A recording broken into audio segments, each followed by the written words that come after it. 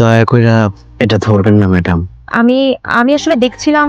না ম্যাডাম, সব জিনিস আসলে সবার দেখার জন্য না। সাহেব, মাঝে মধ্যে তুমি এমন আচরণ করো, আমি প্রতিনিয়ত অবাক হই। তুমি আসলে কে সাহেব?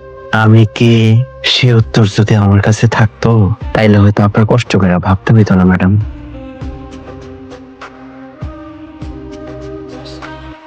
আদার সাহেব, আদার সাহেব ভাই, আপনারা কারা? এখানে কেন এসেছেন? আবার কি নিতে এসেছেন? আপনিই তো জনাব কাদের সাহেব। যে আমি কাদের? এই জমিকার। আমি আছিলাম, অহন নাই। এই জমির মালিক যে জমির দলিল তার কাছেই থাকুক। বাবা, আপনি কেডা বাবা? স্বয়ং ফেরেশতা হয়ে আমার ঘরে আইলেন, আপনি তো আমার জমি ফেরাইয়া দিলেন, সেই সাথে আমার বাঁচার আশাও ফেরাইয়া দিলেন বাবা। আমার বাঁচার আশাও ফেরাইয়া দিলেন। বাজান, অন্যায়ের কান্নার উপর দাঁড়ানো ইমারত বেশি দিন টিকে না। আর যেই জমি মানুষের চোখের পানিতে ভিজে, আমি সেই জমি কিনি কিন্তু দখল করি না। যার জমি তারে ফিরে আদি।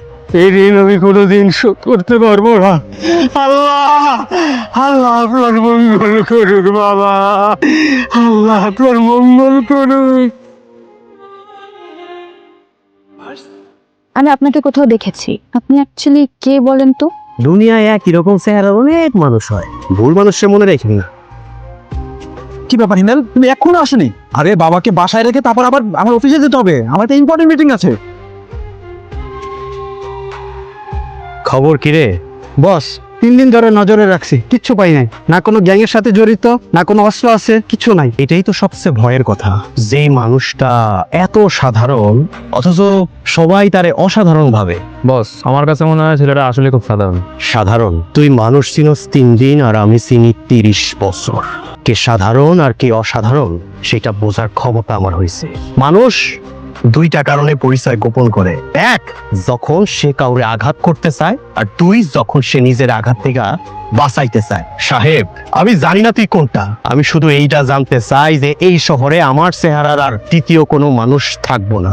বস, আজকে রাতে ওরা শেষ করে দিই। না, এই শিকার আমার, ওরে আমি নিজের হাতে শেষ করবো।